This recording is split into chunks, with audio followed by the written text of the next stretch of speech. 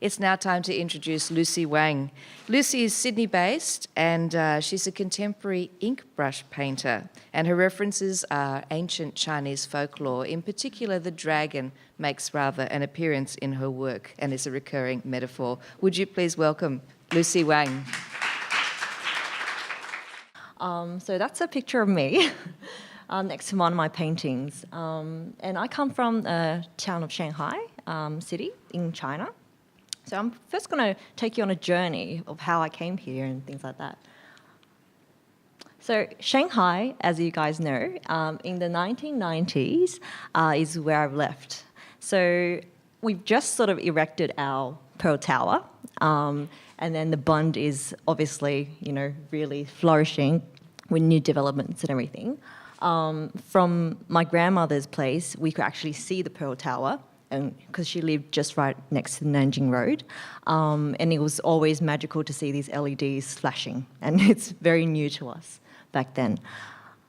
But the funny thing is, just like Anu mentioned earlier, there's highly amount of Western influence that we have in Shanghai, and Shanghai itself has been a long-term, I guess, Western influenced area.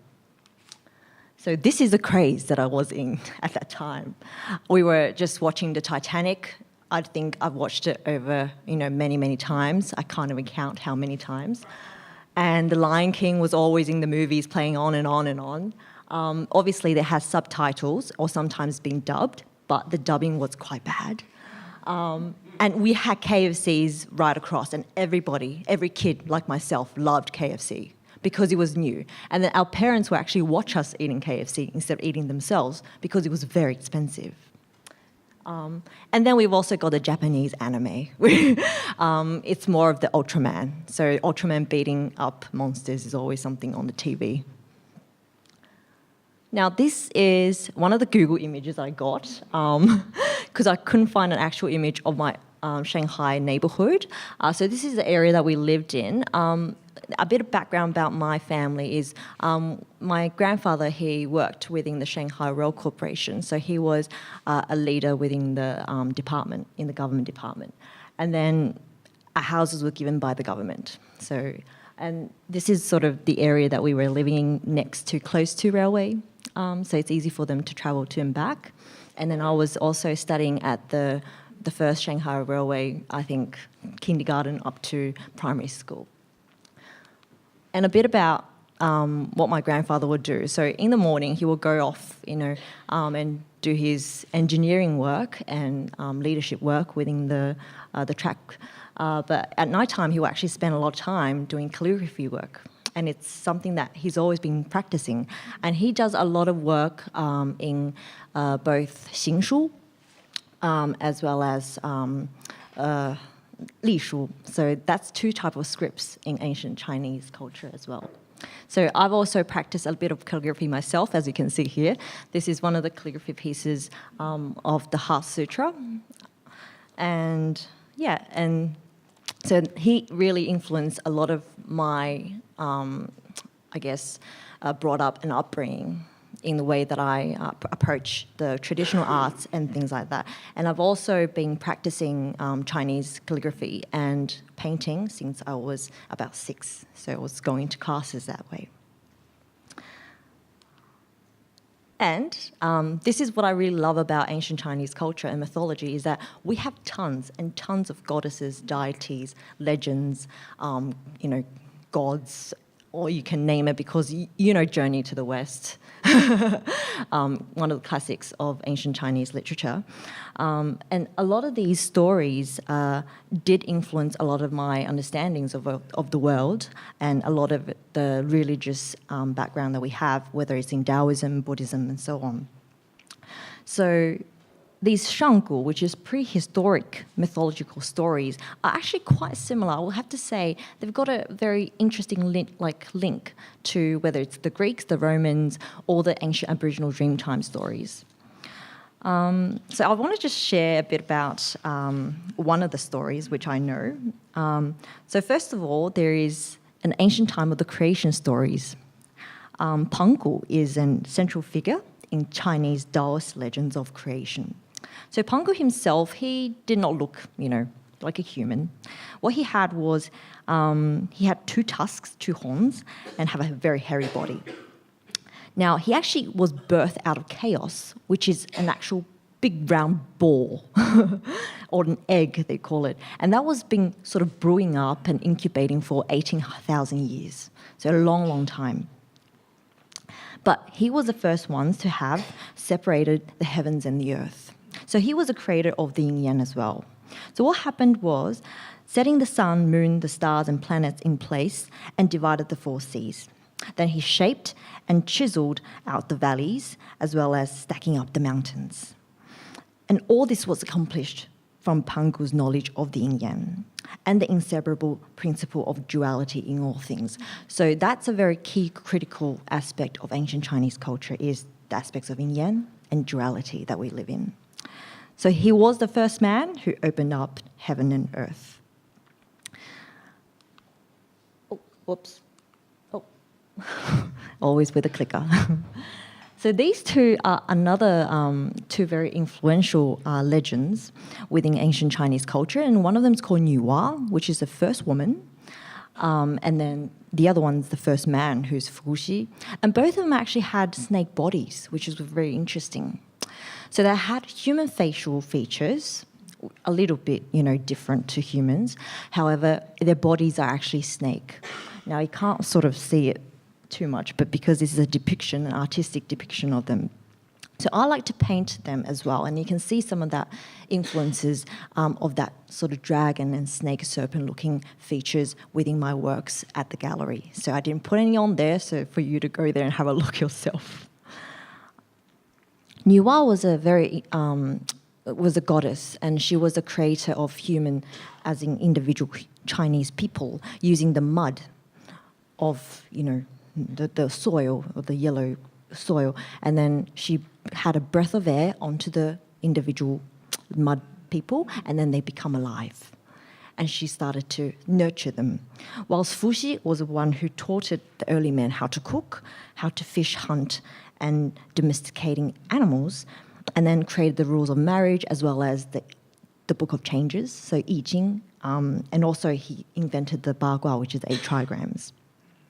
Now, within ancient depiction, there is also an image of Nuwa who's holding a compass, and compass does a lot of round circles, as you can imagine, and in ancient culture we call that the heavens. We use the roundness, as well as Fuxi is holding the set square, which does a lot of the edges and the squarey, rectangular things, and that's been depicted as more earth.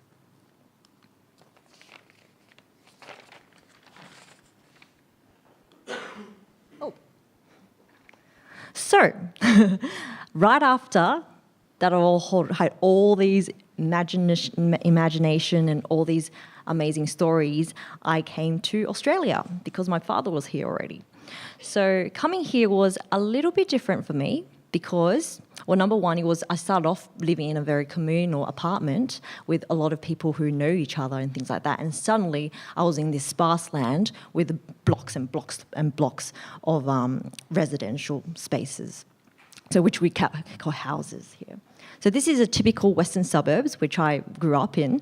And initially I didn't know it was going to be this because as from the background that I was in, and I was watching all these Hollywood films and things like that, we always depict the West as the Wild Wild West. So I was kind of scared. Initially, I was worried. Are we going to have guns? And then it ended up to be quite fun and, quite peaceful. And being the only Chinese person on our street, in my school from primary all the way to high school is quite a unique experience. And it's sort of hard to find a role model because I was the only Chinese person. But at the same time, I was able to get a sense of everybody else's culture. We had a lot of Filipino culture, a lot of Tongan culture, a lot of Islander culture, as well as the Australian culture, Indigenous culture, and so on. So it was a bit of a mix of a diversity that we had in our school, which was good. And that's my primary school. Now, the craze at that time. Every day as I leave school, I'll be watching Play School, okay? And then we have Sesame Street all the way, on the TV. And we got Nickelodeon, Rugrats and things like that. And then the Japanese anime again happening. We have Pokemon. And this is Dame Anna, who I really, really like for some reason because she's funny. But it's a he, I know. So the craze just changed. And the food has changed. We were eating McDonald's instead of KFC because KFC wasn't seen as yummy here compared to China. McDonald's is the top class here. And Dad will buy me Happy Meals. And then we have sausage rolls and fairy bread and raspberry cordials and Smith's chips. So I was just munching on these over the years when I grew up. Then I heard the story of the rainbow serpent during the time that I was studying at primary school, and we were doing an artistic piece together with all of the other students. So to me, it was quite interesting because I wanted to understand the Dreamtime story and why is it important to actually acknowledge that, because this is also a creation story, and it's a very important creation story within our culture here in the land of Australia and the land of the first people. So rainbow serpent, we all know the story. In a Chinese legend, we also have a very similar idea with a serpent, and it's also called a rainbow serpent, or a rainbow dragon, they call it. And it's called Hong, and it's still used as the character Hong of Cai Hong, which means rainbow. So early beliefs the rainbow is shown as a snake or a dragon with two heads. And in West China, they gave the head of a donkey, and it raised as a lucky symbol. So sometimes it does change over time.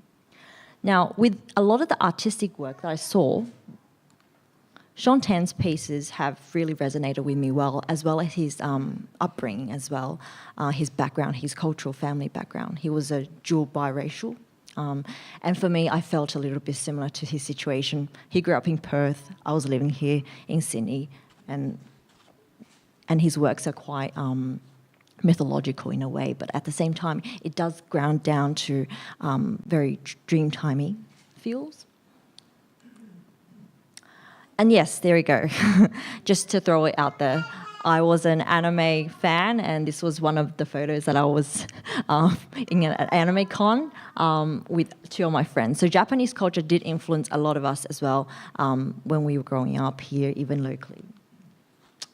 Now, I just wanted to wrap up. I think it's important to understand one's culture, but with my artistic practice is really to find that perfect balance of my dual identity as an Australian Chinese individual and the art of keeping the balance of life, whether it's the yin-yang, the interests, the inspirations and aspirations, as well as understanding of one's true self, as I live amongst other intricate and beautiful sentient beings within this world and cosmos. So my journey as an artist continues, as well as my journey as a whimsical soul continues here. So everybody stay humble and journey on. Yeah, thank you very much.